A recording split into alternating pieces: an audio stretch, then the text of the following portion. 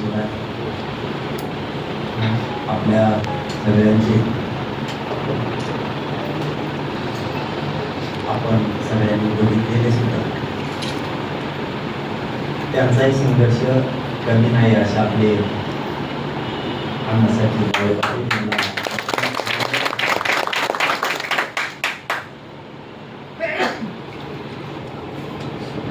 आताच आम्हाला फोन आला की वेळाचा तुळजापूरला चालत येताना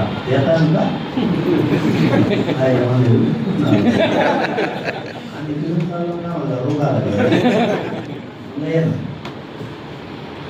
त्याला दिलेल्या शब्दाप्रमाणे आलो आपल्या अण्णासाहेबांचे चिरंजीव दादासाहेब जोगळे पाटील आणि व्यासपीठावर बसलेले अण्णासाहेब सगळे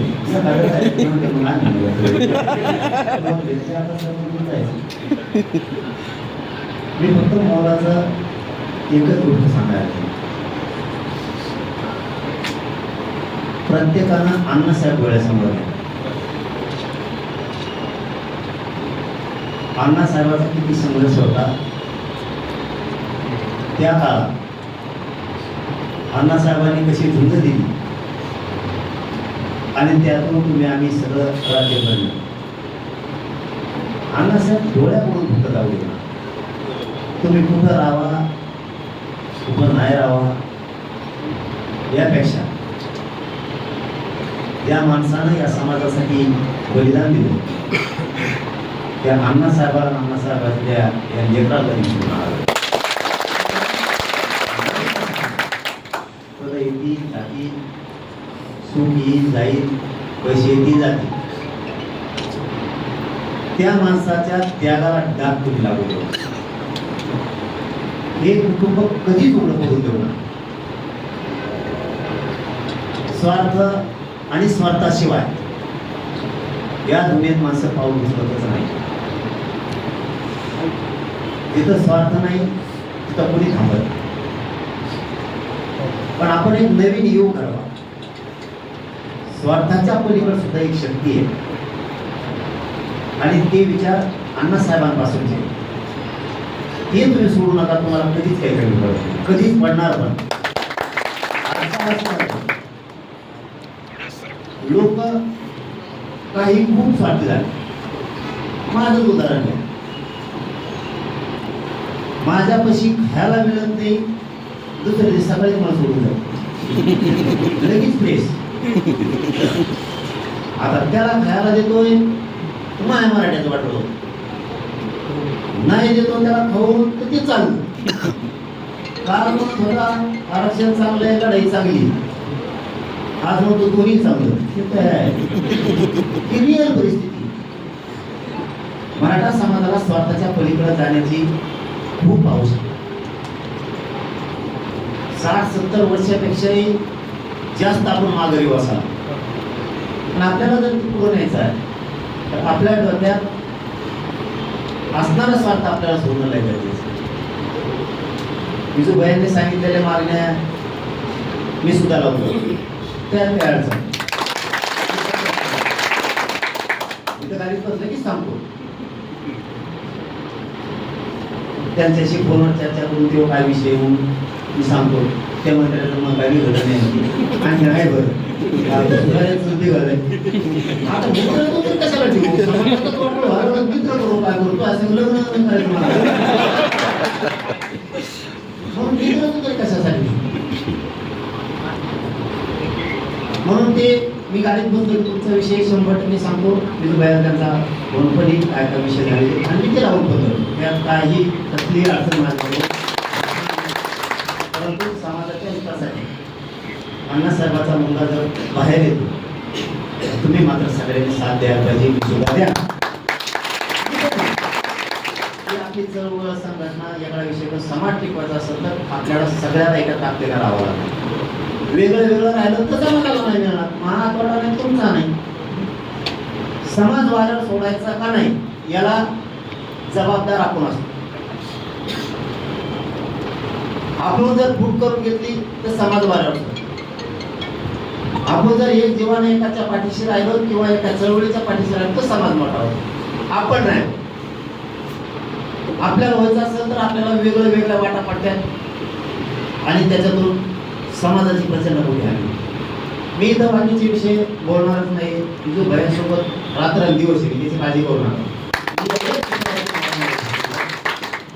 अण्णासाहेबांचा संघर्ष खरंच डोळ्यातून जाऊ. कोणी म्हणत नसतं बरं का, म्हणणं असतं ते अण्णासाहेबांचं बलिदान केलं आपल्यासाठी. अण्णासाहेब पाटलांचं पण घेतलं, मेटे साहेबांपासून वडजे पाटलांपर्यंत गेले.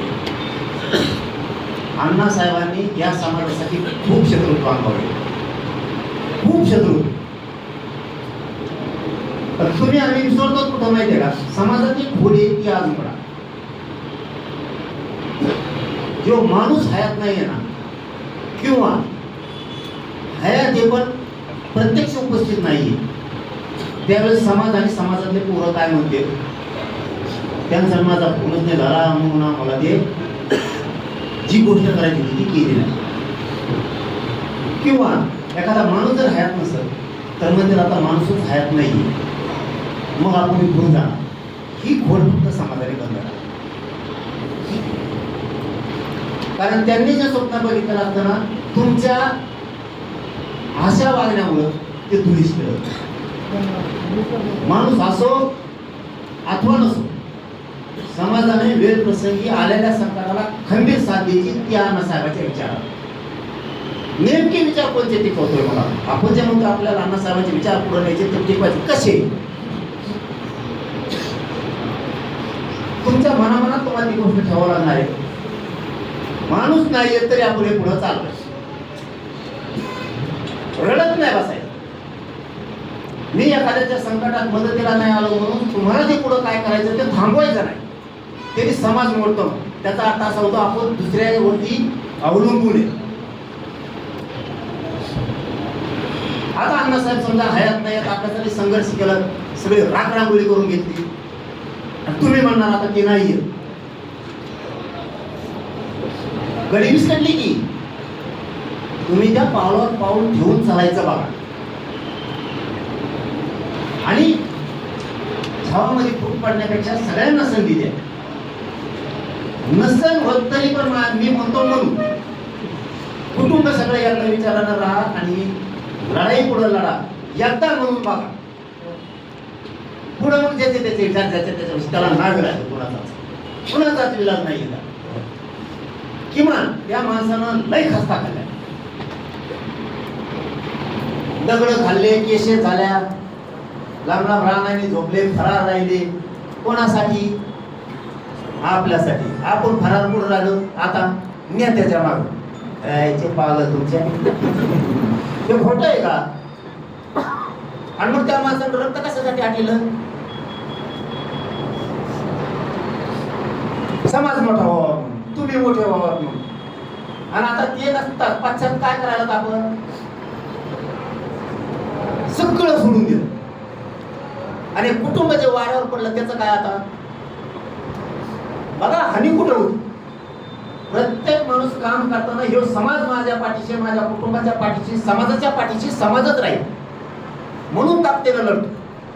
माणूस हयात नसताना तुम्ही त्या कुटुंबाच्या पाठीशी उभा राहत नाही मला समोरच्या माणसाला पश्चाताप येणार का नाही? ज्या माणसानं तुमच्यासाठी केलं आज तो माणूस नाही, त्या कुटुंबाच्या मागे उभा राहण्याची सगळ्यांची जबाबदारी. आणि नेमकं तिथंच आपण चुकतो म्हणून लोक साथ द्यायला मागे वळायला लागले. प्रत्येकाला वाटलं पाहिजे माणूस असो किंवा नसो, नसताना सुद्धा हा समाज साथ देतो. आणि मग मात्र लढायला लोक कमी पडणार नाही. कित्येक पण लढायला तयार होतो. असे अनुभव नाही येऊ द्यायचे की हयात होते तोपर्यंत प्रचंड यायचे आणि ते नाही येत आता कुणीच आहे ना. पश्चाताप समोरच्याला लढणाऱ्याला कधीच नाही आला पाहिजे. हे कुटुंब सांभाळण्याची सगळ्या मराठ्यांची जबाबदारी. त्यांच्यावर अन्याय होतोय, सगळ्यांनी उभा राहणं गरजेचं आहे. त्यांची काय चळवळीच्या इच्छा आहे त्या पूर्ण करणं आपली सगळ्यांची जबाबदारी.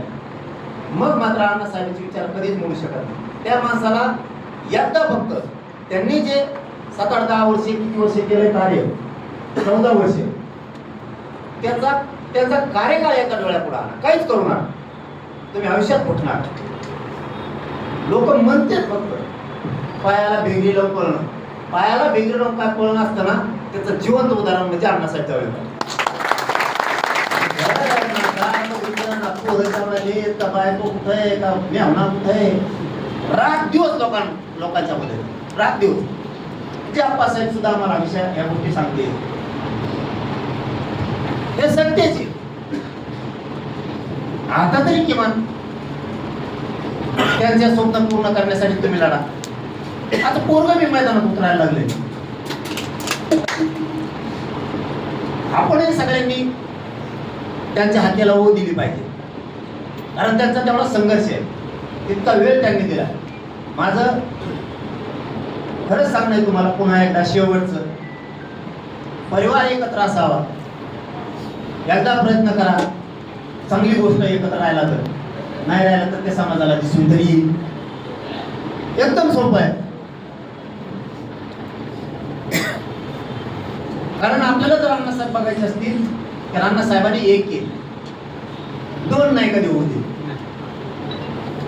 एकदा खांद्यावरती तुमच्या जबाबदारी आहे. तुम्ही जरी वयानं पोरगा असला तरी अण्णासाहेबांचा विचार डोक्यात घेऊन एकदा फक्त प्रयोग करा. नाही जुळलं तर ज्याचे कर्म त्याच्या सांग. आम्ही तो तुमच्या सोबत येतो, तुम्ही त्याचा पैसे घेऊ. पुन्हा एकदा तुमच्या या बैठकीला तुम्हाला सगळ्यांना खूप शुभेच्छा देतो. आम्हाला लय लांब रान वाढायचं, लय लांब जायचं. तुम्हाला खूप शुभेच्छा देतो. थांबतो. महामंडळाचा मुद्दा 100% मी लावतो.